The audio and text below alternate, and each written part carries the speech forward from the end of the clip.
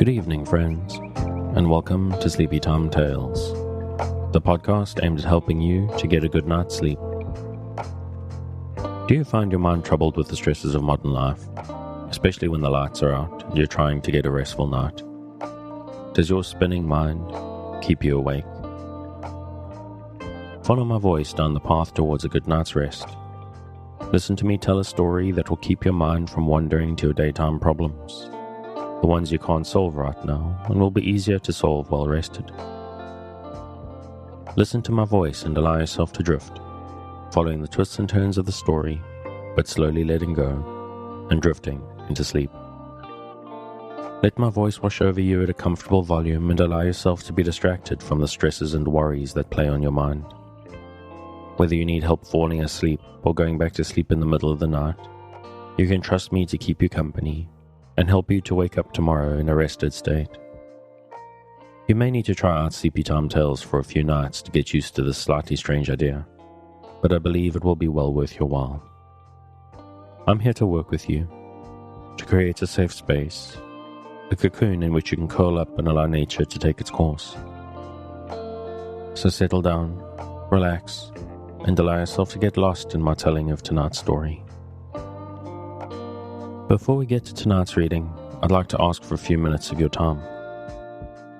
Sleepy Time Tales is a listener-supported podcast. I can only keep it going, paying for the services and tools that I use, and justify the time that I spend on it thanks to the generosity of listeners like you. If you're finding Sleepy Time Tales useful, if it helps you to get a restful night, and you would like to keep it going out to thousands of insomniacs just like you, and you have the means, please consider supporting it on the Patreon at patreon.com/sleepytimetales. This is monthly support that not only helps me keep the lights on, but can also get you fun bonuses based on your contribution level. So go along there, take a look, and sign up if you're willing. And if monthly seems like a big ask, which I completely understand, you can make once-off tips for the tip jar on the website. And if you'd like to help out without having to do anything financial, you can just spread the word. If you know someone who's struggling to sleep, you can tell them about Sleepy Time Tales and maybe we can help them together. That's all it takes. You can help other people who need a little bit of help and help me reach new audiences. And that's enough of that for tonight. Let's get on with the reading. Tonight, we're going to something new. The Ethics of Rhetoric by Richard M. Weaver. Chapter 1. The Phaedrus and the Nature of Rhetoric. Our subject begins with the threshold difficulty of defining the question which Plato's Phaedrus was meant to answer. Students of this justly celebrated dialogue have felt uncertainty of its unity of theme, and the tendency has been to designate it broadly as a discussion of the ethical and the beautiful. The explicit topics of the dialogue are in order: love, the soul, speech-making, and the spoken and written word, or what is generally termed by us composition. The development looks random, and some of the most interesting passages appear jeu d'esprit. The richness of the literary art diverts attention from the substance of the argument. But a work of art which touches on many profound problems justifies more than one kind of reading. Our difficulty with the Phaedrus may be that our interpretation has been too literal and too topical. If we will bring to the reading of it even a portion of that imagination which Plato habitually exercised, we should perceive surely enough that it is consistently, and from beginning to end, about one thing, which is the nature of rhetoric. Again, that point may have been missed, because most readers conceive rhetoric to be a system of artifice rather than an idea, and the Phaedrus, for all its apparent divagation, keeps very close to a single idea. A study of its rhetorical structure especially may give us the insight which has been withheld, while making us feel anew that Plato possessed the deepest divining rod among the ancients. For the imaginative interpretation which we shall now undertake, we have both general and specific warrant. First, it scarcely needs pointing out that a Socratic dialogue is in itself an example of transcendence. Beginning with something simple and topical, it passes to more general levels of application, and not infrequently, it must make the leap into allegory for the final utterance. This means, of course, that a Socratic dialogue may be about its subject implicitly as well as explicitly. The implicit rendering is usually through some kind of figuration, because it is the nature of this meaning to be ineffable in any other way. It is necessary, therefore, to be alert for what takes place through the analogical mode. Second, it is a matter of curious interest that a warning against literal reading occurs at an early stage of the Phaedrus. Here in the opening pages, appearing as if to set the key of the theme, comes an allusion to the myth of Boreas and Oreithyia. On the very spot where the dialogue begins, Boreas is said to have carried off the maiden. Does Socrates believe that this tale is really true? Or is he in favor of a scientific explanation of what the myth alleges?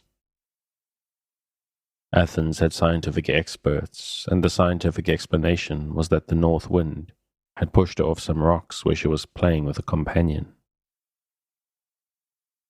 In this way, the poetical story is provided with a factual basis. The answer of Socrates is that many tales are open to this kind of rationalization, but that the result is tedious and actually irrelevant. It is irrelevant because our chief concern is with the nature of the man, and it is beside the point to probe into such matters while we are yet ignorant of ourselves. The scientific criticism of Greek mythology, which may be likened to the scientific criticism of the myths of the Bible in our own day, produces at best a boorish sort of wisdom. It is a limitation to suppose that the truth of the story lies in its historicity. The boorish sort of wisdom seeks to supplant poetic allegation with fact, just as an archaeologist might look for the foundations of the Garden of Eden. But while this sort of search goes on, the truth flies off on wings of imagination and is not recoverable until the searcher attains a higher level of pursuit.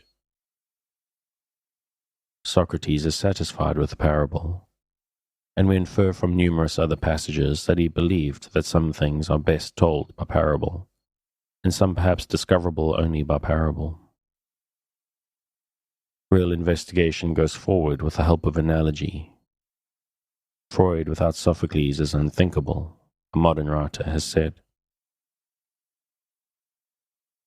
With these precepts in mind, we turn to that part of the Phaedrus which has proved most puzzling.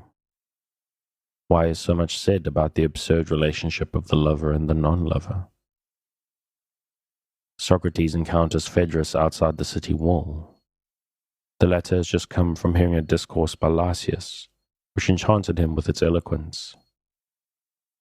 He is prevailed upon to repeat this discourse, and the two seek out a shady spot on the banks of Ilissus. Now the discourse is remarkable because, though it was, in a way, a love speech, its argument was that people should grant favors to non-lovers rather than to lovers. This is just the clever thing about it, Phaedrus remarks. People are in the habit of preferring their lovers, but it is much more intelligent, as the argument of Lysias runs, to prefer a non-lover. Accordingly, the first major topic of the dialogue is a eulogy of the non-lover.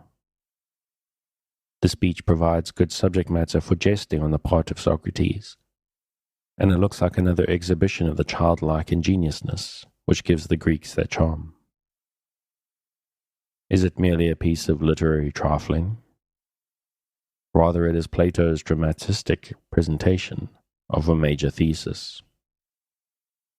Beneath the surface of repartee and mock seriousness, He is asking whether we ought to prefer a neuter form of speech, to the kind which is ever getting us aroused over things, and provoking an expense of spirit. Sophistications of theory cannot obscure the truth that there are but three ways for language to affect us. It can move us towards what is good, it can move us toward what is evil, or it can, in hypothetical third place, fail to move us at all. Of course, there are numberless degrees of effect under the first two heads, and the third, as will be shown, is an approximate, rather than absolute, zero of effect. But any utterance is a major assumption of responsibility, and the assumption that one can avoid that responsibility by doing something to language itself is one of the chief considerations of the Phaedrus, just as it is of contemporary semantic theory. What Plato has succeeded in doing in this dialogue, whether by remarkably effaced design or unconsciously through the formal pressure of his conception, is to give us embodiments of the three types of discourse. These are respectively the non-lover, the evil lover, and the noble lover.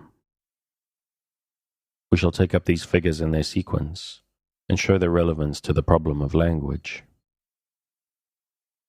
The eulogy of the non-lover and the speech of Lysias, as we hear it repeated to Socrates, stresses the fact that the non-lover follows a policy of enlightened self-interest.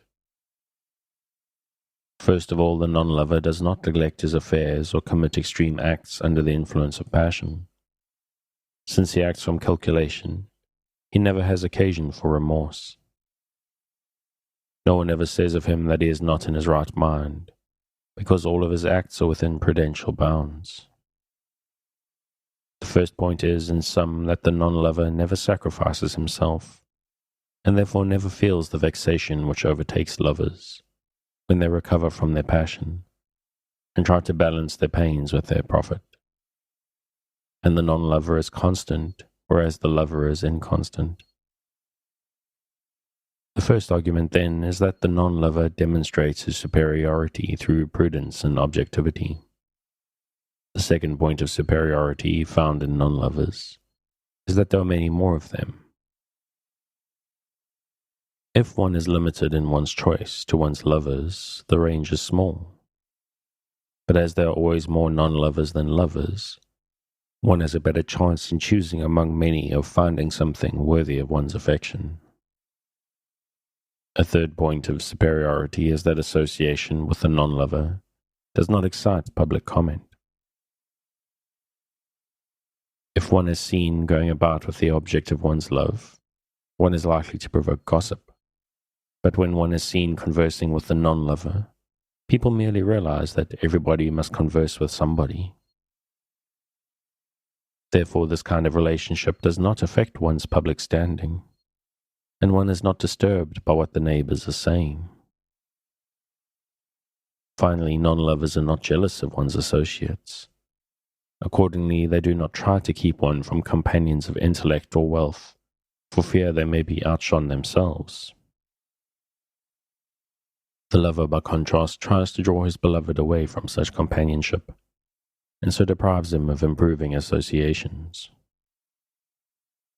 The argument is concluded with a generalization that one ought to grant favors, not to the needy or to importunate, but those who are able to repay. Such is the favorable account of the non-lover given by Lysias. We must now observe how these points of superiority correspond to those of semantically purified speech. By semantically purified speech, we mean the kind of speech approaching pure notation, in the respect that it communicates abstract intelligence without impulsion. It is a simple instrumentality, showing no affection for the object of its symbolizing, and incapable of inducing bias in the hearer. In its ideal conception, it would have less power to move than 2 + 2 = 4, since it is generally admitted that mathematical equations may have the beauty of elegance, and hence are not above suspicion where beauty is suspect. But this neuter language will be an unqualified medium of transmission of meanings from mind to mind, and by virtue of its minds can remain in an unprejudiced relationship to the world and also to other minds. Since the characteristic of this language is absence of anything like affection, it exhibits towards the thing being represented merely a sober fidelity, like that of the non-lover towards his companion. Instead of passion, it offers the serviceability of objectivity. Its enlightened self-interest takes the form of an unvarying accuracy and regularity in its symbolic references. Most, if not all of which, will be to verifiable data in the extramental world. Like a thrifty burger, it has no romanticism about it, and it distrusts any departure from the literal and prosaic. The burger has his feet on the ground, and similarly the language of pure notation has its point-by-point contact with objective reality. As Stuart Chase, one of its modern proponents, says in The Tyranny of Words, if we wish to understand the world and ourselves, it follows that we should use a language whose structure corresponds to physical structure. So this language is married to the world, and its marital fidelity contrasts with extravagances of other languages. In second place, this language is far more available. Whereas rhetorical language, or language which would persuade, must always be particularized to suit the occasion, drawing its effectiveness from many small nuances. A utility language is very general, and one has no difficulty putting his meaning into it if he is satisfied with a paraphrase of that meaning. The 850 words recommended for basic English, for example, are highly available in the sense that all native users of English have them instantly ready, and learners of English can quickly acquire them. It soon becomes apparent, however, that the availability is a heavy tax upon all other qualities. Most of what we admire as energy and fullness tends to disappear when mere verbal counters are used. The conventional or public aspect of language can encroach upon the suggestive or symbolical aspect, until the naming is vague or blurred. In proportion as the medium is conventional in the widest sense, and avoids all individualizing, personalizing, and heightening terms, it is common, and the commonest constitutes the negative virtue ascribed to the non-lover. Finally, with reference to the third qualification of the non-lover, it is true that neuter language does not excite public opinion. This fact follows from its character outlined above. Rhetorical language, on the other hand, for whatever purpose used, excites interest, and with it either pleasure or alarm. People listen instinctively to the man whose speech betrays inclination. It does not matter what the inclination is toward, but we may say that the greater the degree of inclination, the greater the curiosity or response. Hence a style in speech always causes one to be a marked man, and the public may not be so much impressed, at least initially, by what the man is for or against, as by the fact that he has a style. The way, therefore, to avoid public comment is to avoid the speech of affection, and to use that of business, since, to echo the original proposition of Lysias, everybody knows that one must do business with others. From another standpoint, then, this is the language of prudence. These are the features which give neuter discourse and appeal to those who expect a scientific solution of human problems. In summing up the trend of meaning, we note that Lysias has been praising a disinterested kind of relationship, which avoids all excesses and irrationalities, all the dementia of love. It is a circumspect kind of relationship, which is preferred by all men who wish to do well in the world and avoid tempestuous courses. We have compared its detachment with a kind of abstraction to be found in scientific notation. But as an earnest of what is to come, let us note, in taking leave of this part, that Phaedrus expresses admiration for the eloquence, especially of diction, with which the suit of the non-lover has been urged. This is our warning of the dilemma of the non-lover. Now we turn to the second major speech of the dialogue, which is made by Socrates. Notwithstanding Phaedrus's enthusiastic praise, Socrates is dissatisfied with the speech of the non-lover. He remembers having heard wiser things on the subject and feels that he can make a speech on the same theme, different from this and quite as good. After some playful exchange, Socrates launches upon his own abuse of love, which centers on the point that the lover is an exploiter. Love is defined as the kind of desire which overcomes rational opinion and moves toward the enjoyment of personal or bodily beauty. The lover wishes to make the object of his passion as pleasing to himself as possible. But to those possessed by this frenzy, only that which is subject to their will is pleasant. Accordingly, everything which is opposed, or is equal or better, the lover views with hostility. He naturally, therefore, tries to make the beloved inferior to himself in every respect.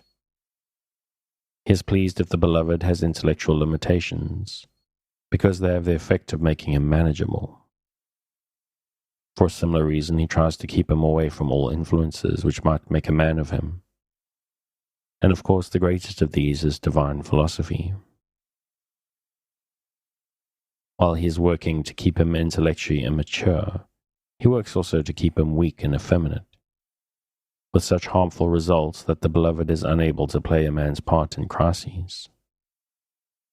The lover is moreover jealous of the possession of property, which this gives the beloved an independence which he does not wish him to have. Thus the lover, in exercising an unremitting compulsion over the beloved, deprives him of all praiseworthy qualities.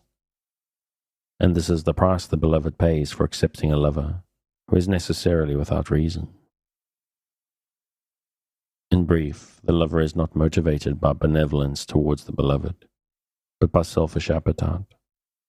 And Socrates can aptly close with the quotation, "As wolves love lambs, so lovers love their loves." The speech is on the single theme of exploitation. It is important for us to keep in mind the object of love as here described, because another kind of love with a different object is later introduced into the dialogue, and we shall discuss the counterpoint of each. As we look now for the parallel in language, we find ourselves confronting the second of the three alternatives, speech which influences us in the direction of what is evil. This we shall call base rhetoric, because its end is the exploitation which Socrates has been condemning.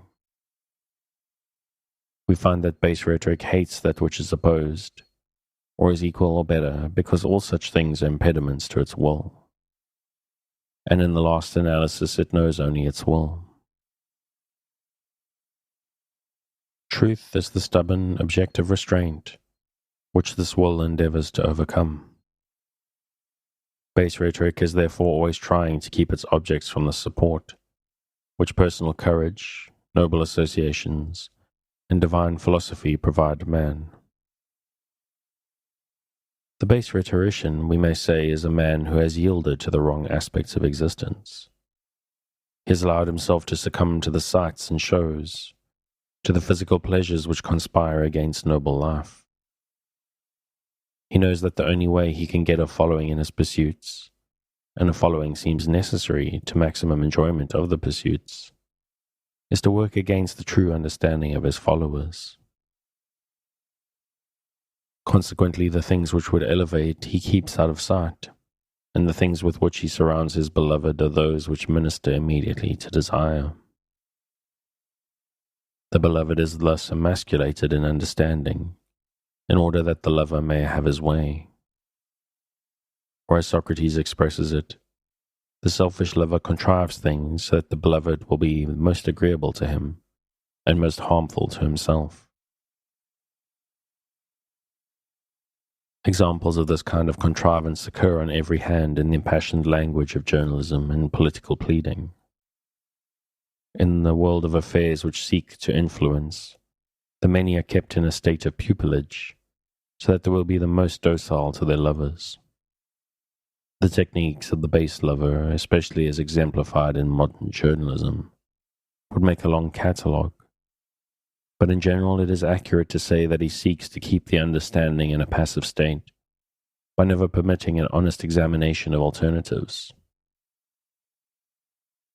Nothing is more feared by him than a true dialectic, for this not only endangers his favored alternative, but also gives the beloved, how clearly here these the lambs of Socrates' figure, some training in intellectual independence. What he does, therefore, is dress up one alternative in all the cheap finery of immediate hopes and fears, knowing that if he can thus prevent a masculine exercise of imagination and will, he can have his way. By discussing only one side of an issue, by mentioning cause without consequence or consequence without cause, acts without agents or agents without agency, he often successfully boxes definition and cause and effect reasoning. In this way his choices are arrayed in such meretricious images that one can quickly infer the juvenile mind which they would attract. Of course, the base rhetorician today, with his vastly augmented power of propagation, has means of deluding which no ancient rhetor in forum or marketplace could have imagined. Because Socrates has now made a speech against love, representing it as an evil, the non-lover seems to survive in estimation. We observe, however, that the non-lover, instead of being celebrated, is disposed of dialectically. So in a word, I say that the non-lover possesses all the advantages that are opposed to the disadvantages we found in the lover. This is not without bearing upon the subject matter of the important third speech, to which we now turn.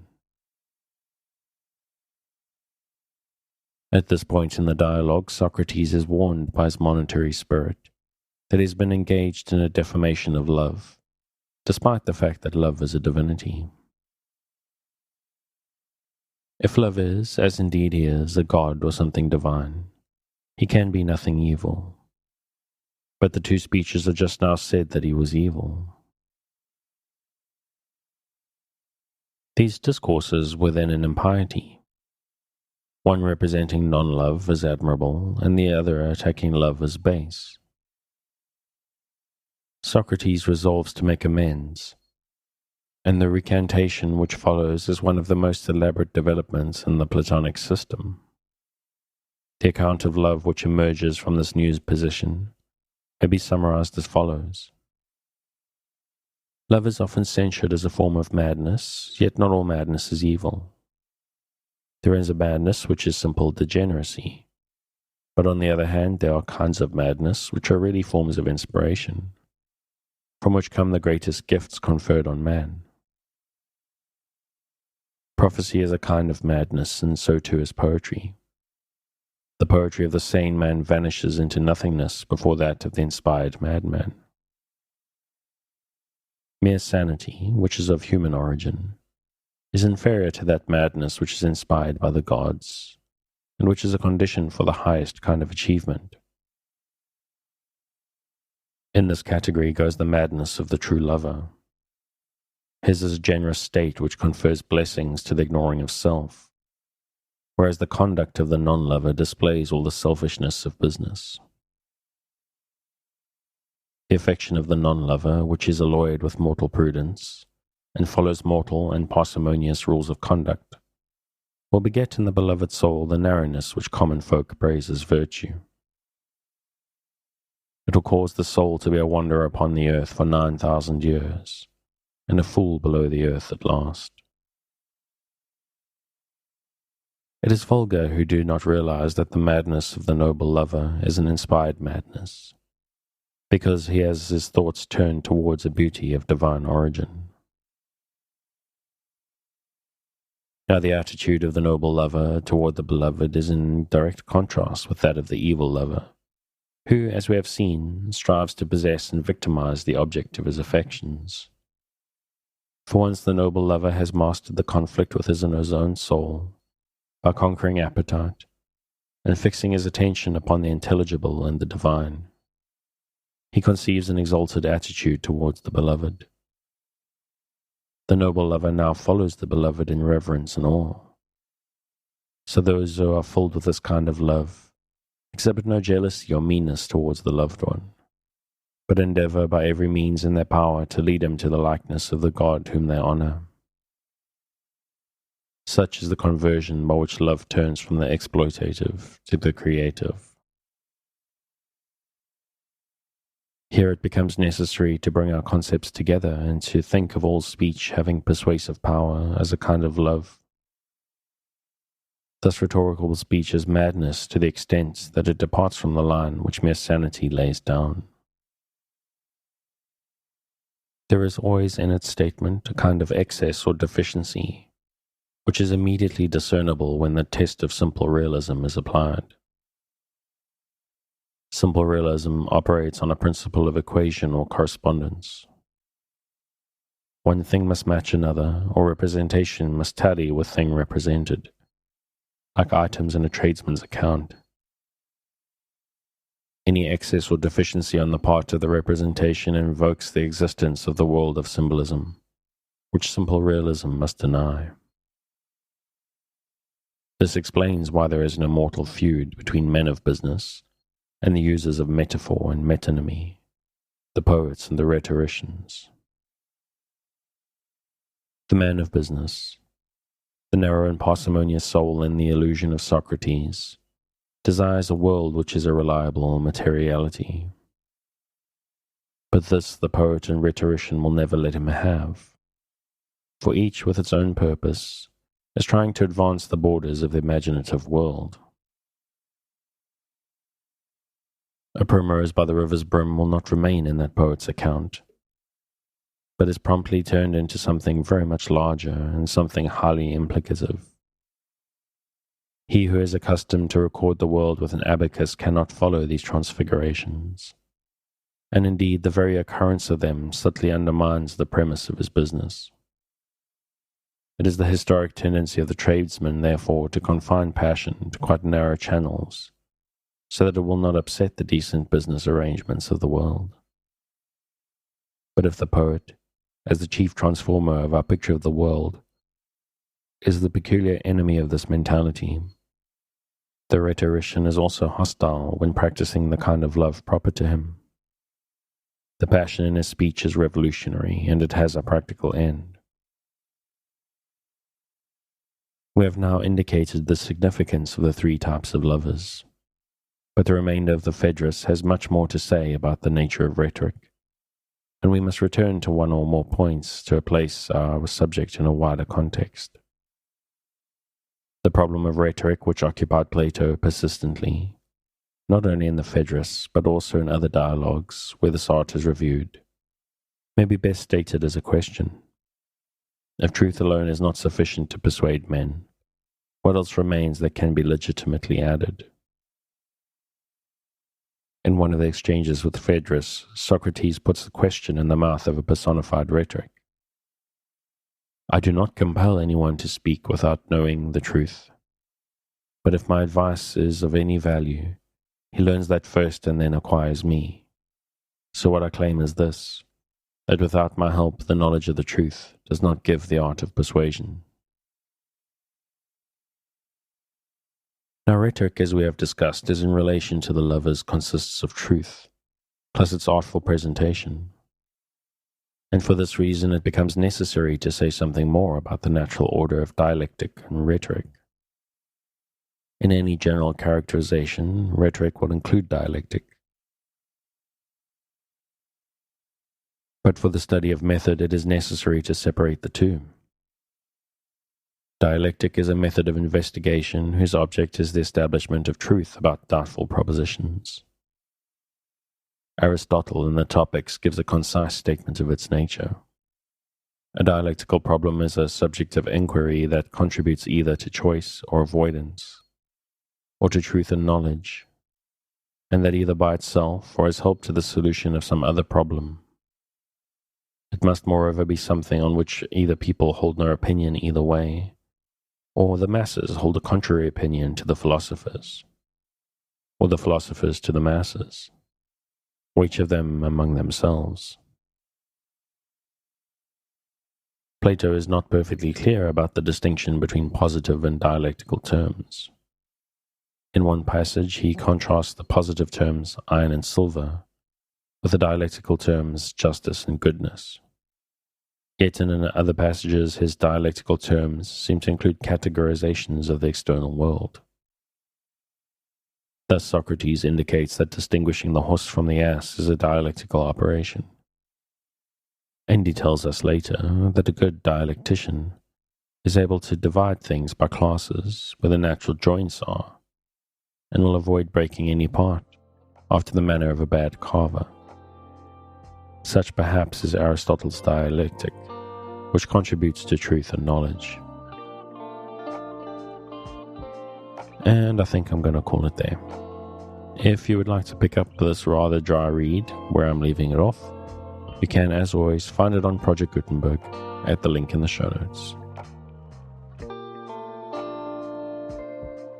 Thanks again for joining me on this episode of Sleepy Time Tales, the podcast designed around a bedtime story to help you to get a restful night. New episodes will be released every Sunday night to give you something fresh to help you rest in a new week.